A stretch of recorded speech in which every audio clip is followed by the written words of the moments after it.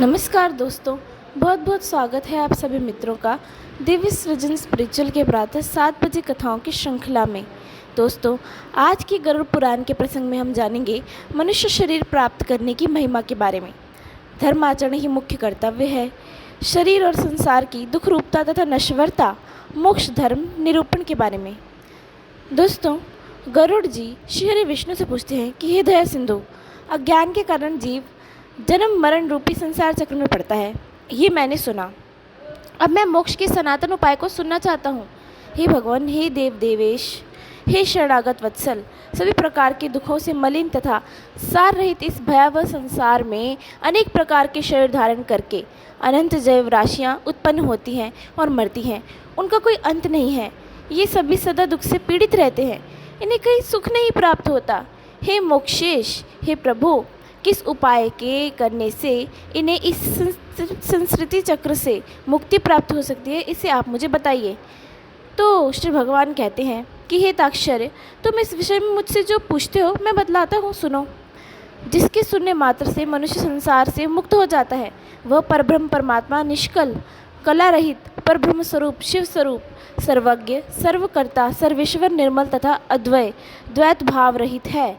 वह परमात्मा स्वतः प्रकाश है, अनादि अनंत निर्विकार परातत्पर निर्गुण और सत्विचित आनंद स्वरूप है। यह जीव उसी का अंश है। जैसे अग्नि से बहुत से स्वलिंग चिंगारे निकलते हैं, उसी तरह अनादिकालिक अविद्या से युक्त होने के कारण अनादिकाल से किए जाने वाले कर्मों के परिणाम स्वरूप देहादि उपाधि को धारण करके जीव भगवान से पृथक हो गए हैं। वे जीव प्रत्येक जन्म में पुण्य और पाप रूप सुख दुख प्रदान करने वाले कर्मों से निंदित होकर तत्त जाति के योग से देह शरीर आयु और कर्मानुरोध भोग प्राप्त करते हैं। हे खग, इस पश्चात भी दोबारा वे अत्यंत सूक्ष्म लिंग शरीर प्राप्त करते हैं और यह क्रम मोक्ष पर्यंत स्थित रहता है। यानी जब तक मोक्ष नहीं हो जाता तब तक ये जो क्रम है ये चलता रहता है। ये जीव कभी स्थावर वृक्ष लता आदि जड़ योनियों में, दोबारा कृमि योनियों में, उसके बाद जलचर पक्षी और पशु योनियों में प्राप्त करते हुए मनुष्य योनि प्राप्त करते हैं। फिर धार्मिक मनुष्य के रूप में और दोबारा देवता तथा देव योनि के बाद दोबारा से क्रमशः मोक्ष प्राप्त करने के अधिकारी होते हैं। उद्भिज, अंडज, स्वेदज और पिंडज, जरायुज, इन 4 प्रकार के शरीरों को सहस्त्रों बार धारण करके उनसे मुक्त होकर सुकृतवश पुण्य प्रभाव से जीव मनुष्य शरीर प्राप्त करता है और यदि वह ज्ञानी हो जाए तो मोक्ष प्राप्त कर लेता है। जीवों की 84 लाख योनियों में मनुष्य योनि के अतिरिक्त अन्य किसी भी योनि में तत्वज्ञान प्राप्त नहीं होता। पूर्वोक्त विभिन्न योनियों में हजारों हजार करोड़ों बार जन्म लेने के बाद उपार्जित पुण्य पुंज के कारण कदाचित मनुष्य योनि प्राप्त होती है। मोक्ष प्राप्ति के लिए सोपानभूत ये दुर्लभ मनुष्य शरीर प्राप्त करके इस संस्कृति चक्र को जो अपने को मुक्त नहीं कर लेता, उससे अधिक पापी और कौन होगा।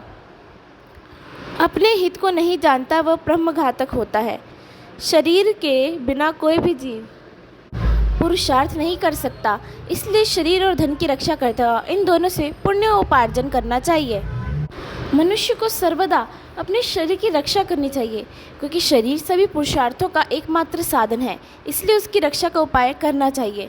जीवन धारण करने पर ही व्यक्ति अपने कल्याण को देख सकता है। गांव, क्षेत्र, धन, घर और शुभ शुभ कर्म दोबारा प्राप्त हो सकते हैं, लेकिन मनुष्य शरीर दोबारा प्राप्त नहीं हो सकता। इसलिए बुद्धिमान व्यक्ति सदा शरीर की रक्षा का उपाय करते हैं। कुष्ठ आदि के रोगी भी अपने शरीर को त्यागने की इच्छा नहीं करते। शरीर की रक्षा धर्माचरण के उद्देश्य से और धर्माचरण ज्ञान प्राप्ति के उद्देश्य से, उसी प्रकार ज्ञान ध्यान और योग की सिद्धि के लिए और फिर ध्यान योग से मनुष्य अवलिंब मोक्ष प्राप्त कर लेता है। यदि मनुष्य खुद ही अपने आत्मा का अहित से निवारण नहीं कर लेता तो आत्मा का दूसरा कौन हितैषी होगा जो आत्मा को तारेगा। जो जीव मनुष्य के शरीर में रहकर इसी जन्म में नरक रूपी व्याधि की चिकित्सा नहीं कर लेता, वह परलोक में जाने पर वहाँ औषध नहीं प्राप्त करता है। नरक व्याधि से पीड़ित होने पर फिर क्या कर सकेगा। वृद्धावस्था व्याधि बाघिन के समान सामने खड़ी है। फूटे हुए घड़े से गिरने वाले जल की भांति प्रतिक्षण आयु समाप्त होती जा रही है। रोग शत्रु की भांति प्रहार कर रहे हैं। अतः श्रेय प्रति प्राप्ति के लिए जीव को अभ्यास करना चाहिए। जब तक दुख प्राप्त नहीं होता, जब तक आपत्तियां घेर नहीं लेती और जब तक इंद्रियों में वैकल्य शिथिलता नहीं आ जाता, तब तक श्रेय प्राप्ति के लिए अभ्यास करते रहना चाहिए। जब तक ये शरीर है तभी तक तत्वज्ञान का अभ्यास करना चाहिए। भवन में आग लग जाने पर कौन ऐसा दुर्बुद्धि मनुष्य है जो कुआं खोदना शुरू करता है? बहुविध संसारिक कार्य प्रपंचों में व्यस्त होने के कारण काल का ज्ञान नहीं होता। यह क्लेश की बात है कि मनुष्य अपने सुख दुख और हित की बात को नहीं समझता। संसार में जीवों को उत्पन्न होते हुए, रोगादि से दुख होते हुए, मृत्यु प्राप्त करते हुए और आपत्तिग्रस्त तथा दुखी देखकर भी संसारिक मनुष्य मोह रूपी मदिरा को पीकर पूर्वोक्त जन्म मरणादि रूपी विविध क्लेशों से कभी भी भयभीत नहीं होता। भौतिक संपत्ति स्वप्न के समान नश्वर क्षणभंगुर है। यौवन भी पुष्प के समान मुरझा जाने वाला है। आयु बादलों में चमकने वाली बिजली के समान चंचल है। ये सब जानते हुए भी मनुष्य को कैसे धैर्य हो सकता है? एक तो मनुष्य की 100 वर्ष की आयु ही बहुत थोड़ी है। उसमें भी निंद्रा और आलस्य के वशीभूत होकर उसका आधा भाग बीत जाता है और जो शेष है वह बाल्यावस्था, रोग और जरा में होने वाले दुख से चला जाता है और जो थोड़ा बचा वह भी निष्फल ही बीत जाता है। प्रारंभ करने योग्य कार्य में विषय में जो उद्योग नहीं करता और जहाँ ब्रह्मचिंतन आदि में जागरूक रहना चाहिए वहाँ वह सोता रहता है। इसके विपरीत जहाँ सदा सदा भय विद्यमान है उस संसार में वहाँ वह विश्वस्त है। ऐसा जो मनुष्य है वह अभागा क्यों नहीं मारा जाएगा? जल में उठने वाले फेन के समान अतीव क्षणभंगुर देह को प्राप्त करके जीवात्मा उसमें स्थित रहता है। ये शरीर ही उसको प्रिय संवास के रूप में प्रतीत होता है, किंतु उस अनित्य शरीर में जीवात्मा निर्भय होकर कैसे रह सकता है, जो अहित करने वाले विषय भोगों में ही हित बुद्धि रखता है तथा अनिश्चित पुत्र कलत्र देह गेहादि को स्थायी समझता है और भौतिक धन संपत्ति आदि अनर्थकारी वस्तुओं में जो अर्थ बुद्धि रखता है वह अपने परमार्थ को नहीं जानता। जो यह जगत किसी का नहीं हुआ ऐसा देखते हुए भी गिर रहा है और आत्मज्ञान विषयक विचनों को सुनते हुए भी जिसे बोध नहीं होता, पढ़ करके भी उसका अर्थ नहीं समझता। ऐसे के इसलिए होता है कि जीव भगवान की माया से मोहित है। मृत्यु, रोग, जरा रूपी ग्रहों से द्वारा वो गंभीर काल सागर में डूबते हुए इस जगत को कोई भी नहीं जान पाता। प्रतिक्षण क्षीण होते हुए बीतते हुए इस कल की सूक्ष्म गति को जीव वैसे ही नहीं जान पाता जैसे कच्चे घड़े में स्थित जल के विगलित होने का कारण नहीं हो पाता। कदाचित वायु का बांधना संभव हो सकता है, आकाश को खंड खंड करने की और तरंगों के गुम्फन की कल्पना भी संभव हो सकती है, परंतु आयु के शाश्वत होने की आस्था कथमपि संभव नहीं हो सकती। जिस काल के द्वारा पृथ्वी जल जाती है, मेरु पर्वत भी चूर चूर हो जाता है, सागर का जल भी सूख जाता है, उस काल से मनुष्य शरीर की रक्षा की क्या कथा? मेरा पुत्र, मेरी पत्नी, मेरा धन, मेरे बांधव, इस प्रकार मैं कहते हुए मनुष्य रूपी बकरे को हठपूर्वक काल रूपी भेड़िया मार डालता है। यह मैंने कर लिया, यह करना शेष है, यह दूसरा कार्य अभी कुछ करना बाकी है। इस प्रकार की इच्छाओं से युक्त मनुष्य को यमराज अपने वश में कर लेते हैं। कल किए जाने वाले कार्य को आज, अपराह्न में किए जाने वाले कार्य को पूर्वाह्न में ही कर लेना चाहिए, क्योंकि मनुष्य ने अपना काम कर लिया है या नहीं इसकी प्रतीक्षा मृत्यु नहीं करती। वृद्धावस्था जिसको रास्ता दिखाने वाली है, उच्चग्रुत रोग ही जिसके सैनिक हैं, ऐसे मृत्यु रूपी शत्रु के सम्मुख स्थित हो फिर उस प्रबल शत्रु से रक्षा करने वाले परमात्मा की ओर क्यों नहीं देखते, अर्थात उनकी ओर उन्मुख क्यों नहीं होते? मृत्यु खा जाती है। ये जगत ऐसा है कि इसमें मृत्यु बालकों, युवकों, वृद्धों और गर्भस्थ जीवों सभी को ग्रस लेती है।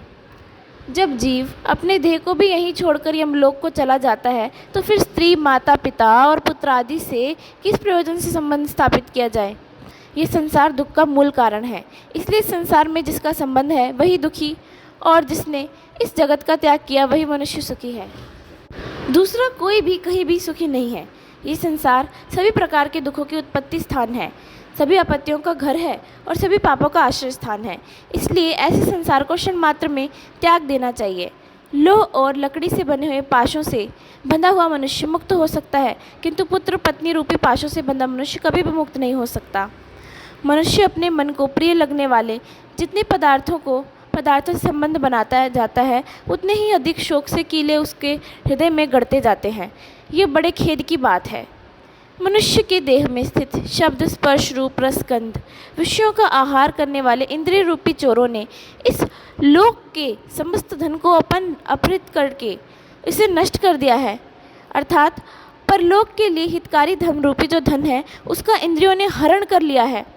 मांस लोभी मत्स्य और जैसे बंसी में लगे हुए लोहे के अंकुश को नहीं जान पाता, उसी प्रकार विषयों से प्राप्त होने वाले प्रातिभासिक सुख के लोभ से जीव यम यातना की परवाह नहीं करता। हे गरुड़, जो अपने हित और अहित को नहीं जानते, सदा कुमार्ग पर चलने वाले हैं और मात्र पेट भरने में ही जिनका सारा अध्यवसाय रहता है, वे मनुष्य नरकगामी हैं। निंद्रा, मैथुन और आहार आदि की स्वाभाविक प्रवृत्ति सभी प्राणियों में समान रूप से विद्यमान रहती है। उनमें जो वास्तविक हित अहित को जानने वाला ज्ञानवान है, वह मनुष्य कहा जाता है, और इस ज्ञान से जो शून्य है, वह पशु कहा जाता है। मूर्ख मनुष्य प्रातःकाल मलमूत्रों के वेग से, मध्य दिन में क्षुधा और तृषा से तथा रात्रि में काम, क्रीड़ा और निद्रा से बाधित रहते हैं। हाय, यह खेद की बात है कि अज्ञान से मोहित होकर सभी जीव अपने देह, धन, पत्नी आदि में आसक्त होकर बार बार पैदा होते हैं और मर जाते हैं। इसलिए देह, गेह, पुत्र, कलत्र आदि के साथ सदा आसक्ति का त्याग कर देना चाहिए, और यदि अपने विवेक बल से उसका सर्वथा त्याग ना हो सके तो उस आसक्ति भाव को देह, गेह आदि से हटाकर महापुरुषों के साथ संबंध बनाना चाहिए, क्योंकि संत पुरुष संसार आसक्ति रूपी रोग के भेषज हैं। सत्संग और विवेक, ये दोनों ही व्यक्ति के दो निर्मल नेत्र हैं। जिस व्यक्ति के पास ये नहीं है, वह अंधा है। वह अंधा मनुष्य कुमार्गगामी क्यों नहीं होगा? अपने अपने वर्ण और आश्रम के लिए शास्त्र बोधित आचरणों का पालन करने में संलग्न रहने वाले सभी मनुष्य यदि परम धर्म भगवान के चरणों में स्वार्थिक प्रीति संपादन साधनीभूत भगवत गति को नहीं जानते, तो वे दंभचारी व्यर्थ में नष्ट हो जाते हैं। कुछ लोग अनेक प्रकार की क्रियाओं को करने का प्रयत्न करते हैं और कुछ अन्य व्रत, उपवास आदि में संलग्न रहते हैं। अज्ञान से आवृत आत्मा वाले कुछ लोग ढोंगी बनकर विचरण करते हैं। कर्म कांड में आस्था रखने वाले मनुष्य शास्त्र बोधित नाम मात्र की फल श्रुतियों से संतुष्ट होकर के मंत्रोच्चारण और होम आदि कृत्यों से तथा यज्ञ के विस्तृत विधानों से भ्रांत रहते हैं। उन्हीं में उलझे रहते हैं। मेरी माया से विमोहित होकर शरीर को सुखाने वाले मूर्ख लोग एक भुक्त, उपवास आदि व्रतों का आचरण करके परोक्ष परम गति को प्राप्त करना चाहते हैं। शरीर को दंड देने मात्र से क्या अविवेकी पुरुषों को मुक्ति प्राप्त हो सकती है?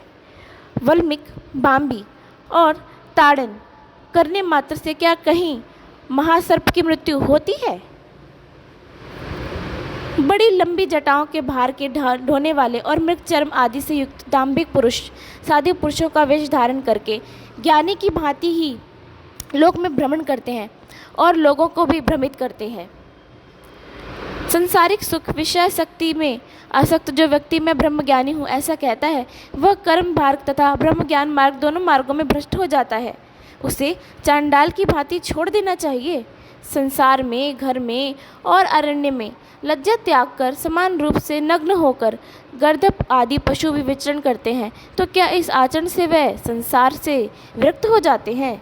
यदि मिट्टी और भस्म के धारण करने मात्र से मनुष्य मुक्त हो जाए, तो मिट्टी और भस्म में शयन करने वाला वह कुत्ता भी क्या मुक्ति प्राप्त कर लेगा? घास पात और जल का आहार करने वाले तथा निरंतर जंगल में निवास करने वाले श्रृंगाल, चूहे तथा मृग आदि पशु भी क्या तपस्वी योगी हो जाते हैं? अर्थात अन्न छोड़ देने, ग्राम या नगर में निवास छोड़कर वन में रहने मात्र से कोई सन्यासी नहीं हो जाता। मंडूक, मेंढक और मत्स्य आदि जलचर जीव जन्म लेकर मृत्यु पर्यंत गंगादि नदियों में निवास करते हैं, और क्या वे योगी हो जाते हैं? कबूतर शीलवृत्ति कंकड़ का आहार करने वाले हैं तथा चातक कभी भी भूमि पर स्थित जल को नहीं पीते, तो क्या इससे वे व्रती हो जाते हैं? इसलिए हे खगेश्वर, पूर्वोक्त संपूर्ण कर्मानुष्ठान केवल लोक रंजन मात्र में लिए हैं। मोक्ष का कारण तो साक्षात तत्वज्ञान ही है। हे खग, षड दर्शन रूपी महाकूप में पड़े हुए मनुष्य रूपी पशु परमार्थ को नहीं जानते हैं, क्योंकि वे पशु पाश से नियंत्रित रहते हैं। वेद और शास्त्र रूपी घोर समुद्र में इधर उधर ले जाए जाते हुए कुतार्किक व्यक्ति षडुर्मियों से ग्रस्त होकर स्थित रहते हैं। वेद शास्त्र और पुराणों को जानने वाला भी जो मनुष्य परमार्थ को नहीं जानता, विडंबनाग्रस्त उसका पूर्वोक्त संपूर्ण ज्ञान कोय के काव काव करने जैसा है। परम तत्व से परांगमुख जीव यह ज्ञान है, यह ज्ञेय है। इसी चिंता से व्याकुल होकर रात दिन शास्त्रों का अध्ययन करते हैं। क्या व्योचित अलंकारों से सुशोभित गद्य वाक्य रचना या छंदबोध व्यक्ति कविता की रचना करने पर भी विषय भोग के प्रति ललायित इंद्रियों वाले तत्वज्ञान रहित मूढ़ व्यक्ति नाना चिंताओं के कारण दुखी रहते हैं। परम तत्व की प्राप्ति तो अन्य प्रकार से होती है, किंतु लोग अन्य प्रकार के उपाय करके क्लेश प्राप्त करते हैं। शास्त्र का भाव तो कुछ और होता है, परंतु वे उसको व्याख्या कुछ दूसरे प्रकार से करते हैं। कुछ अहंकारी व्यक्ति गुरुपदेश आदि से प्राप्त ना करके भी उन्मीन भाव के विषय में कहते हैं, पर वे स्वयं उसका अनुभव नहीं करते। बहुत से लोग वेद और शास्त्र का अध्ययन तो करते हैं और परस्पर एक दूसरे को बोध भी कराते हैं, तात्पर्य समझाते हैं, पर वे परम तत्व के विषय में उसी प्रकार कुछ नहीं जानते जिस प्रकार दर्भी, कलछी, पाकरस, भोजन आदि को नहीं जानती। पुष्प को धारण तो सिर करता है, किंतु उस पुष्प की गंध को नासिका ही जानती है। इसी प्रकार वेद और शास्त्र का अध्ययन तो लोग करते हैं, किंतु वेद और शास्त्र के भाव का बोध करने वाला दुर्लभ है। मूर्ख मनुष्य अपने हृदय में स्थित परम तत्व को, परमात्मा के अंश को नहीं जानता और उसे जानने के लिए शास्त्रों को अध्ययन में उसी प्रकार भटकता फिरता रह जाता है, जैसे कोई मूर्ख ग्वाला अपनी कोख में बकरे को पकड़े जा रखने पर भी उसको खोजने के लिए कुएं में देखता है। संसार के मोह का नाश करने के लिए शास्त्र के शब्दों को, अर्थ को जानना मात्र पर्याप्त नहीं है। दीपक की बात से कभी भी अंधकार की निवृत्ति नहीं हो सकती। बुद्धिहीन मनुष्य का पढ़ना अंधे व्यक्ति के दर्पण देखने के समान व्यर्थ है। अतः बुद्धिमान व्यक्ति को ही शास्त्रीय तत्वज्ञान का लक्षण हो सकता है, अर्थात बुद्धिमान को ही तत्वज्ञान लक्षित हो सकता है। जो यह ज्ञान यहाँ है, इसे जानना चाहिए। इस प्रकार बुद्धि करके शास्त्र में प्रतिपाद्य सब कुछ सुनना चाहता है, वो 1000 दिव्य वर्षों की आयु प्राप्त करके भी शास्त्रों का अंत प्राप्त नहीं कर सकता। अनेक शास्त्र है, आयु अत्यल्प है, जिसमें करोड़ों विघ्न हैं। इसलिए जैसे हंस जल के मध्य से दूध को ग्रहण कर लेता है, उसी प्रकार बुद्धिमान व्यक्ति को भी शास्त्र के सार तत्व का ज्ञान प्राप्त करना चाहिए। शास्त्रों का अभ्यास कर वहाँ से तत्वज्ञान प्राप्त करके बुद्धिमान मनुष्य को चाहिए कि जैसे धान चाहने वाला व्यक्ति धान ग्रहण करके पुआल को छोड़ देता है, उसी तरह उसे भी अन्य सभी शास्त्रों को छोड़ देना चाहिए। जैसे अमृत से तृप्त व्यक्ति के लिए भोजन की कोई आवश्यकता नहीं होती, उसी प्रकार हे ताक्षर्य, तत्वज्ञ को शास्त्र से कोई प्रयोजन नहीं होता। हे विंतात्मज, ना वेद अध्ययन से मुक्ति प्राप्त होती है और ना शास्त्रों के अध्ययन से ही। मोक्ष की प्राप्ति ज्ञान से ही होती है, किसी दूसरे उपाय से नहीं। जिस प्रकार मुक्ति के लिए ना तो आश्रम धर्म का अनुष्ठान कारण है, ना दर्शनों का अध्ययन कारण है, उसी प्रकार शोच स्मार्थ कर्म भी कारण नहीं है। मात्र ज्ञान ही मोक्ष का उपाय है। गुरु का वचन ही मोक्ष देने वाला है। अन्य सब विधाएं विडंबना मात्र हैं। लकड़ी के हजारों भारों की अपेक्षा एक संजीवनी ही श्रेष्ठ है। कर्मकांड और वेद शास्त्रादि के अध्ययन रूपी परिश्रम से रहित केवल गुरुमुख से प्राप्त अद्वैत ज्ञान ही कल्याणकारी कहा गया है। अन्य करोड़ों शास्त्रों को पढ़ने से कोई लाभ नहीं। वेदादि, आगम, शास्त्रों का अध्ययन तथा विवेक, इन 2 साधनों से ज्ञान की प्राप्ति होती है। आगम से शब्द ब्रह्म का ज्ञान प्राप्त होता है और विवेक से परब्रह्म का ज्ञान प्राप्त होता है। कई विद्वान अद्वैत को वास्तविक परम तत्व स्वीकार करते हैं और कुछ अन्य विद्वजन द्वैत तत्व की प्रतिष्ठा ही चाहते हैं, किंतु द्वैत और अद्वैत से पृथक सभी के लिए समान रूप से स्वीकार्य परम तत्व को कोई नहीं जानता। न मम मेरा नहीं है और मम मेरा है, ये 2 पद भावनाएं ही बंधन और मोक्ष के कारण है। देह, गेह और पुत्र कलत्रादि में मम बुद्धि करने से प्राणी बंधन को प्राप्त होता है और मेरा नहीं है इस प्रकार की भावना करने से मुक्त होता है। कर्म वही है जो बंधन का हेतु नहीं होता तथा विद्या वही है जो मोक्ष प्रदान करा दे, और इसके अतिरिक्त कर्म केवल श्रम मात्र के हेतु है जो शरीर के लिए क्लेशप्रद है, तथा अन्य प्रकार की विद्या शिल्प चातुर्य मात्र है। जब तक कर्म किए जाते हैं, जब तक संसार में आसक्ति रहती है, जब तक इंद्रियों का चांचल्य बना रहता है, तब तक तत्वज्ञान की बात ही कहाँ हो सकती है। जब तक देहाभिमान, देह को अपना स्वरूप मानना है, जब तक ममता रहती है, जब तक प्रयत्नों का वेग रहता है, जब तक संकल्प की कल्पना होती रहती है, जब तक मन स्थिर नहीं हो जाता, जब तक शास्त्र का चिंतन नहीं किया जाता तथा जब तक गुरु की कृपा नहीं हो प्राप्त होती, तब तक तत्वज्ञान की चर्चा ही कहाँ होती है। तप, व्रत, तीर्थ, जप, होम तथा पूजा आदि सत्कर्मों का अनुष्ठान तथा वेद, शास्त्र और आगम की कथा तभी तक उपयोगी है जब तक जीव को तत्वज्ञान प्राप्त नहीं हो जाता। इसलिए हे ताक्षर्य, यदि अपने मोक्ष की इच्छा हो तो सर्वदा संपूर्ण प्रयत्नों का सभी अवस्थाओं में निरंतर अनुष्ठान करके तत्वज्ञान की प्राप्ति में संलग्न रहना चाहिए। जो प्राणी आदि भौतिक, आदि दैविक, आध्यात्मिक तात्त्रय से सदा संतप्त रहता है, उसे मोक्ष वृक्ष की छाया का आश्रय करना चाहिए। जिस मोक्ष वृक्ष का पुष्प धर्म और ज्ञान स्वरूप है तथा फल स्वर्ग एवं मोक्ष है। इसलिए श्री गुरु मुख से आत्म तत्व विषय ज्ञान प्राप्त करना चाहिए। ज्ञान हो जाने पर प्राणी इस घोर संसार बंधन से सुखपूर्वक मुक्त हो जाता है। हे ताक्षर्य, मैं तत्व ज्ञान की पुरुष के द्वारा किए जाने वाले अंतिम कृत्य के विषय में तुम्हें बताता हूँ। सुनो। जिस उपाय को करके जीव को ब्रह्म निर्वाण संज्ञक मोक्ष की प्राप्ति होती है। अंतकाल के आ जाने पर पुरुष भय छोड़कर अनासक्ति रूपी शस्त्र के देह गेहादि विषय ममत्व को काट डाले। वह धीर पुरुष घर से निकलकर पवित्र तीर्थ के जल में स्नान करके पवित्र और एकांत देश में विधिवत आसन लगाकर बैठ जाए और शुद्ध परम तीव्र ब्रह्माक्षर अर्थात ओंकार का मन से अभ्यास करे तथा ब्रह्मा बीज स्वरूप ओंकार का निरंतर स्मरण करके श्वास को जीतकर मन को नियंत्रित करे। बुद्धि रूपी सारथी की सहायता से मन रूपी लगाम के द्वारा इंद्रियों को विषयों से निग्रहित कर ले और कर्मों के द्वारा आक्षित मन को बुद्धि की सहायता से शुभ अर्थ में अर्थात परब्रह्म के चिंतन में लगा दे। मैं ब्रह्म हूँ, मैं परम धाम हूँ और परम पद रूपी ब्रह्म मैं हूँ। ऐसी समीक्षा करके अपनी आत्मा को निष्कल परमात्मा में लगा दे और ओम इस एक अक्षर ब्रह्म का उच्चारण करता हुआ तथा मेरा स्मरण करता हुआ जो मनुष्य देह त्याग करता है वह इस संसार से तर जाता है और परम गति प्राप्त करता है। मान और मोह से रहित तथा आसक्ति उत्पन्न होने वाले दोषों को जीत लेने वाले, नित्य अध्यात्म चिंतन करने वाले, सभी प्रकार की कामनाओं से निवृत्ति प्राप्त कर लेने वाले, सुख दुख आदि द्वंद्वों से मुक्त ज्ञानी पुरुष उस शाश्वत अविनाशी परम पद को प्राप्त होते हैं। जो व्यक्ति राग और द्वेष रूपी मलों का अपहरण करने वाले, ज्ञान रूप जलाशय और सत्य स्वरूप जल वाले मानस तीर्थ में स्नान करता है वह मोक्ष प्राप्त कर लेता है। जो प्रौढ़ वैराग्य को धारण करके अन्य भावों का परित्याग कर केवल मद विषयक भावना के द्वारा भोजन करता है, ऐसा पूर्ण दृष्टि रखने वाला अबलांतरात्मा संत ही मोक्ष के प्राप्त हो जाता है। तीर्थ में मृत्यु हो जाए इस उत्कंठा से उत्सुक होकर जो अपने घर का परित्याग करके तीर्थ में निवास करता है, जो मुक्ति क्षेत्र में मरता है वह मोक्ष प्राप्त करता है। अयोध्या, मथुरा, माया, कनखल, हरिद्वार, काशी, कांची, अवंतिका और द्वारवती पुरी, ये 7 पुरियाँ मोक्ष देने वाली हैं। हे ताक्षर्य, मैंने सनातन मोक्ष धर्म को तुम्हें बता दिया।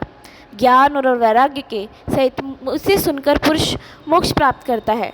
तत्वज्ञ पुरुष मोक्ष प्राप्त करते हैं। सकाम धर्मानुष्ठान करने वाला धार्मिक पुरुष स्वर्ग को प्राप्त होते हैं। पापियों की दुर्गति होती है और पशु पक्षी आदि पुनः पुनः जन्म मरण रूपी संसार में भ्रमण करते हैं। इस प्रकार सभी शास्त्रों का सारोद्धार मैंने 16 अध्यायों में कह दिया। अब और क्या सुनना चाहते हो? हे राजन, अब जो गरुड़ जी हैं वो भगवान के मुख से ऐसा वचन सुनकर उन्हें बार बार प्रणाम करके अंजलि बांधकर इस प्रकार कहते हैं कि हे देवादिदेव भगवान, हे नाथ, हे प्रभु, अपने अमृतमय वचनों को सुनाकर आपने मुझे भवसागर से तार दिया है। अब मेरा संदेह समाप्त हो गया और मैं कृतार्थ हो गया हूँ, इसमें संशय नहीं है। ऐसा कहकर गरुड़ जी मौन होकर भगवत ध्यान परायण हो गए। स्मरण करने से जो दुर्गति का हरण कर लेते हैं, पूजन और यज्ञ के द्वारा जो सद्गति प्रदान करते हैं और अपनी परम भक्ति के द्वारा जो मुक्ति प्रदान करते हैं, वे हरि मेरी रक्षा करें। तो दोस्तों, इसी के साथ मैं अपनी वाणी को यहाँ विराम देती हूँ। कल फिर मिलेंगे आपसे प्रातः 7 बजे कथाओं की श्रृंखला में।